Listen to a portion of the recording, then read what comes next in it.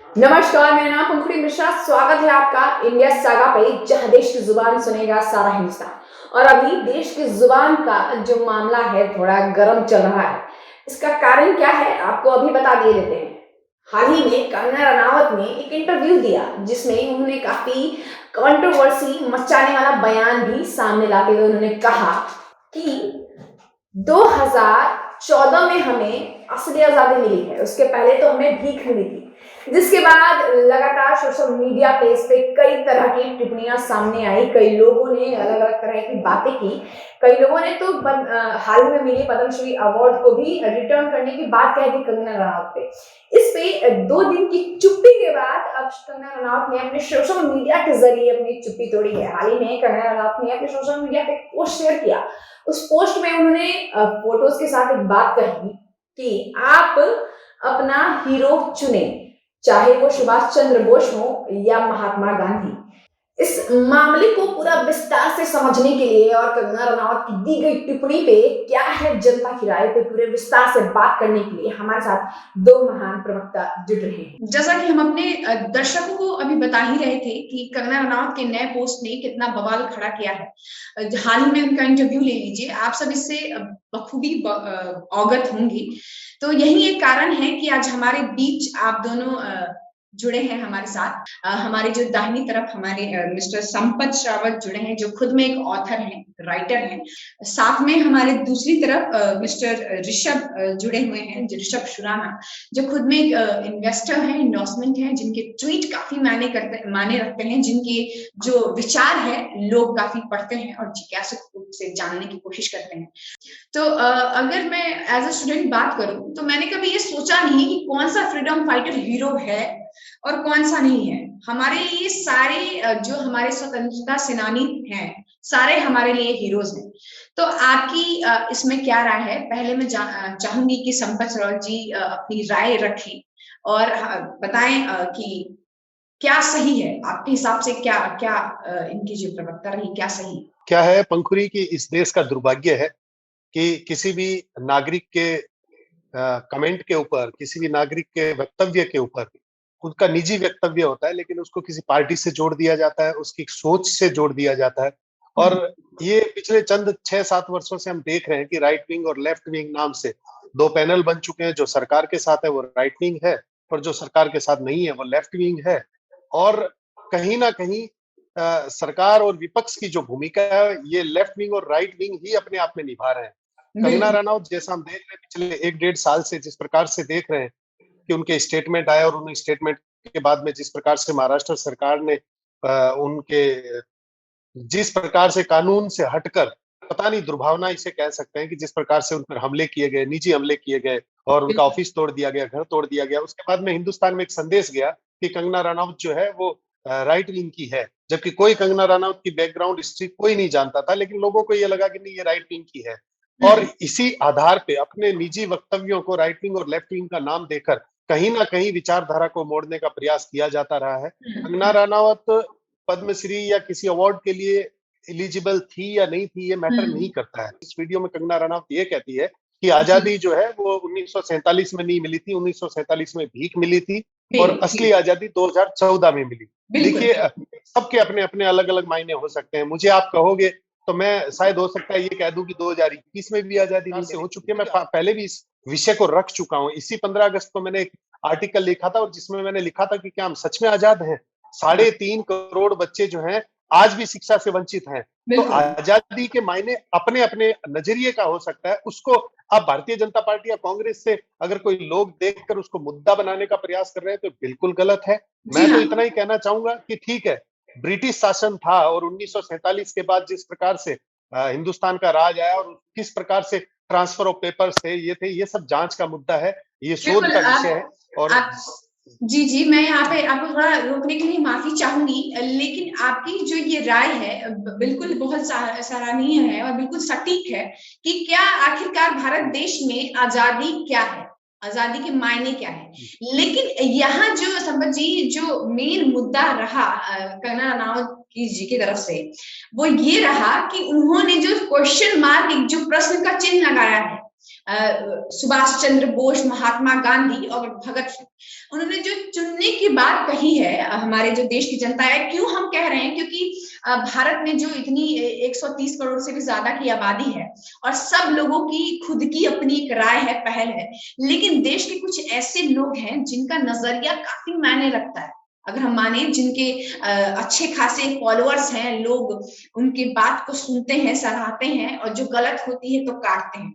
तो उस समय जब उन्होंने प्रश्न का चिन्ह लगा दिया कि अपना आप जो आपका हीरो है आप चुने, तो ऐसा करना क्या सही था कि हमारे जो देश के, अब ये जो गांधी जी ने जो सत्याग्रह किया या फिर अंग्रेज भारत छोड़ो कहा, तो सुभाष चंद्र बोस जी ने कहा कि तुम मुझे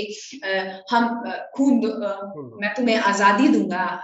हमारे जो भगत सिंह बहुत कम उम्र में हंसते हंसते भारत माता की जय के नारे लगाते हुए फांसी पे चढ़ गए। जी हाँ, जी बिल्कुल, बिल्कुल।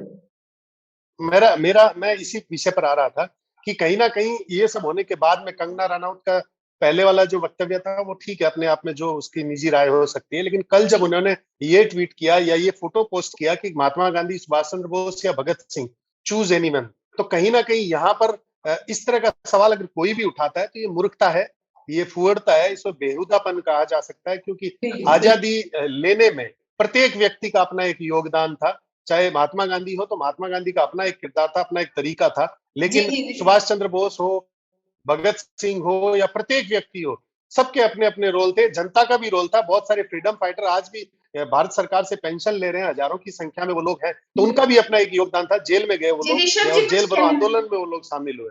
ऋषभ जी कुछ कहना चाहते हैं? जी हाँ, बिल्कुल। मैं बिल्कुल संपत जी की उस बात से अग्री करता हूँ कि जितने भी स्वतंत्रता सेनानी थे सबका इक्वल योगदान है। उनकी विचारधाराएं हो सकता है अलग हो, उनकी विचारधाराएं एक अलग हो, बट मकसद सबका एक ही था, देश की आजादी। आज हम इस देश में काफी कुछ कर पा रहे हैं, बाकी चीजें जो अचीव की है ये उनका योगदान है। कोई भी किसी प्रकार का बेतुका बयान नहीं दे सकता कि भाई किसी एक पर्टिकुलर इंसान ने आजादी दिलवाई है या हम चूज करें, हम क्यों चूज करें। किसी सबकी विचारधाराएं अलग है, बट सबका मकसद तो एक ही था। बहुत और अगर हम आज बाकी डेफिनेटली, और आज अगर हम कोई भी अगर बोले, अगर उन्होंने कुछ बोला था ऐसा कि एक गाल पे थप्पड़ मारो और लाइक गांधी जी का ये था कि दूसरा गाल आगे कर दो, तो उसके लिए भी आपको उतनी क्षमता चाहिए, कैपेबिलिटी चाहिए, उतना साहस चाहिए अदम में कि एक गाल पे थप्पड़ पड़े तो आप दूसरा गाल आगे कर पाओ। ये अदम में साहस सिर्फ महात्मा गांधी जी में ही था। अगर आप महात्मा गांधी जी को जानने की कोशिश करेंगे, जहां तक मैं जानता हूं, तो उनको जितना जानेंगे आपको लगेगा आपने कम जाना है। और देश में कोई मुद्दे हैं, हम क्यों डिस्कस करें, मतलब जो भी किसी ने कुछ टिप्पणी की उसको क्यों डिस्कस करें। देश में काफी बड़े मुद्दे हैं, शिक्षा का मुद्दा है, और देश के कोने कोने में मैं कहता हूँ पंखुरी जी ऐसे लोग हैं इतना अच्छा काम कर रहे हैं। मैं पर्सनली उनसे मिला हुआ हूँ, बिकॉज काफी चीजें मैंने एंडोर्स की होगी या काफी लोगों से मैं मिलता हूँ, काफी सीईओ से मिला हूँ, काफी सोशल वर्कर से भी मिला हूँ, बट वो इतना अच्छा काम कर रहे हैं। हर जगह पब्लिसिटी की दरकार नहीं होती। मेरी एक अपील है आप लोगों के पोर्टल के माध्यम से कि हर इंसान अपने आसपास जो भी ऐसा काम हो रहा है, जो राष्ट्र निर्माण के लिए जो लोग काम कर रहे हैं, सहयोग कर रहे हैं, तो इन चीजों पर टिप्पणी ना करके, जो टिप्पणी हुई है उन पर चर्चा ना करके, क्या हम उनका सहयोग नहीं कर सकते उन कामों बिल्कुल। अपना 15 मिनट विषय में बस मेरा यही कहना है। आपको रोकने के लिए मैं माफी चाहूंगी। इसमें एक चीज मैं जोड़ना चाहूंगी और सवाल भी आपसे करना चाहूंगी। आप देखते होंगे कि आए दिन भारत में इस तरह के सवाल हमारे जो यूथ है वो उठाते रहते हैं, या यूथ ही नहीं कहूँ, बहुत सारी ऐसी जनसंख्या है, कहीं ना कहीं एक भगत सिंह के सच पे सवाल खड़ा होता है। बीते सालों में भी हम जाएं तो लोगों ने सवाल खड़ा किया कि क्या भगत सिंह की फांसी गांधी अगर चाहते तो रोक पाते। क्या अभी तक भगत सिंह को शहीद का वो जो शीर्षक है वो नहीं मिला है। ऐसे बहुत तरह की लोगों की तरफ से टिप्पणियां आती हैं बिना किसी सबूत के या सही तरह के मायने के। तो आप क्या कहना चाहेंगे कि क्या मतलब इस तरह की विचारधारा को अगर हम प्रेरित करें हमारे आने वाले जो जी बिल्कुल। देखिए, अगर ऐसा होता तो ऐसा हो जाता। इस तरह की बातें करके केवल और केवल ध्यान भटकाने का कार्य किया जा रहा है। अगर इस तरह की बात कर रहे हैं जो लोग, कि महात्मा गांधी चाहते तो भगत सिंह की फांसी रुक सकती थी। तो मेरा ये कहना है कि अगर अजहर मसूद को ना छोड़ा जाता तो कहीं ना कहीं पार्लियामेंट पे अटैक हुआ ये नहीं होता। कंधार जैसा जो जो हमारी हमारी जो मतलब और भी बहुत सारी आतंकवादी गतिविधियां जो हो रही है वो भी ना हुई होती। तो कुछ ना कुछ मजबूरियां रहती है, जिन मजबूरियों के अंदर एक समतोलन बिठाया जाता है कि किस प्रकार से, किस तरह से किस कार्य को अंजाम दिया जाए। तो ये अगर मगर की राजनीति जो है ये करके केवल और केवल युवाओं को और हम सबका ध्यान भटकाने का प्रयास किया जा रहा है। अगली 30 सेकंड में आपको एक बात और बताना चाहूंगा कि चंद वर्षों पहले जेएनयू के अंदर खुलेआम नारे लगे थे कि हमें चाहिए आजादी, ब्राह्मणवाद से आजादी, मनुवाद से आजादी, पता नहीं किस किस चीजों से आजादी उनको चाहिए थी। तो अब वो मुद्दे भी लुप्त हो गए पूर्ण रूप से। तो ये कहीं ना कहीं कुछ लोगों की एक साजिश है देश के अंदर अस्थिरता फैलाने की और ऐसे मुद्दों को हवा देने की। जैसा ऋषभ जी ने कहा, मैं सही मानता हूं कि बहुत सारे मुद्दे और बहुत सारे विषयों के ऊपर काम करने की जरूरत है मीडिया को और लोगों को, कुछ एनजीओ को जो बहुत बेहतरीन कार्य कर रहे हैं। लेकिन ये कहीं ना कहीं देश का दुर्भाग्य है कि जिन मुद्दों को हवा नहीं देनी चाहिए उनको तुल दे दिया जाता है और जो बेहतरीन कार्य कर रहे हैं वो कहीं ना कहीं बेचारे छुप छुप के सड़ सड़ के मर जाते हैं। हाँ, तो बिल्कुल आप ऋषभ जी कुछ कहना चाह रहे थे, कुछ जोड़ना चाह रहे थे अपने। मैं संपत जी की उसी बात से एग्री कर रहा था कि उस समय जो हुआ वो तो असली में या तो स्वयं गांधी जी अपनी जो उनकी मतलब जो सिचुएशन रही होगी वो या तो सिर्फ गांधी जी जानते होंगे या स्वयं भगत सिंह जानते होंगे। वो आके खुद बताए तो शायद समझ में भी आए कि हाँ ये जी जी बहुत सही। बाकी हम अपने मन में कुछ भी टिप्पणी कर सकते हैं, मेरा विचार कुछ और होगा, संपत जी का विचार कुछ और होगा, पंकुरी जी आपका विचार कुछ और होगा, और बाकी जो भी हमारे आसपास लोग हैं उन सबका विचार कुछ और होगा। बट हमारे विचार, हम ये नहीं बोल सकते कि वही विचार गांधी जी के विचार थे या भगत सिंह के विचार थे। उन्होंने बोला सचमुच उनकी कुछ मजबूरी होगी या उनकी सिचुएशन रही होगी, वो वही जानते हैं। तो इससे हम किसी पर्टिकुलर व्यक्ति के बोलने से अपनी विचारधारा नहीं बना सकते। जी बस मेरा यही कहना है। बिल्कुल बिल्कुल सही कहा कि अपनी जो कई बार जब हम, क्योंकि सोशल मीडिया से हम काफी जुड़े हुए रहते हैं, आप खुद में संपत जी खुद में एक प्रवक्ता हैं, आप खुद में एक बड़े प्रवक्ता हैं, आप दोनों, आपसे बहुत सारे लोग इन्फ्लुएंस होते हैं। उस समय हम क्या बोल रहे हैं, हमें अपने वर्ड्स पे बहुत नियंत्रण जरूरी है कि हमारी जो वर्ड्स है हम क्या रख रहे हैं, क्योंकि उससे कई लोगों में ना चाहते हुए भी झगड़े झड़प हो सकती है, क्योंकि कई लोगों की राय कंगना जी के फेवर में होगी, कई लोगों की राय उनके फेवर में नहीं होगी। तो उस समय उनको मेरे हिसाब से बोलने से पहले कई बार सोचना चाहिए कि हम जो हम व्यक्त कर रहे हैं। जी जी जब मैंने कंगना रनौत का जो वीडियो देखा 4-5 दिन पहले, तब मैं थोड़ा खुश हुआ था। खुश इसलिए हुआ था कि मुझे लगा कि अब कहीं ना कहीं राजीव दीक्षित जी की जो 99 साल वाली लीज वाली बात है बाहर निकल कर आएगी, कहीं ना कहीं पेपर दिखाने की बातें बाहर आएगी कि कहीं ना कहीं ये किसी का कमाल है और कोई सच्चाई बाहर लाने के लिए इस तरह का प्रयास कर रहा है। लेकिन कल जब कंगना रनौत ने वो फोटो डाली तब मुझे पता चल गया कि कुछ नहीं, ये कोई बंदर के हाथ बटेर लग गई और उस बटेर को उसने ऐसे उड़ा उड़ा के माहौल खराब कर दिया। और कुछ नहीं, ये बचकानी हरकत है कंगना रनौत की, बिल्कुल बचकानी हरकत है। कभी भी किसी भी श्रेय को बांटा नहीं जा सकता। एक माँ को अगर कह दिया जाए कि तुम्हारे 3 बेटे हैं और तुम किससे ज्यादा प्रेम करती हो, तो ये उसके लिए बहुत बड़ी विडंबना होगी कि वो बता पाए। वही सेम स्थिति है, हजारों लाखों की संख्या में जो शहीद हुए थे, उन शहीदों को नमन है आपके इस चर्चा के माध्यम से, जिनकी बदौलत आज हम सुख चैन की जिंदगी जी रहे हैं। नहीं तो हमारा हश्र भी अफगानिस्तान पाकिस्तान जैसा ही होता। जी बिल्कुल।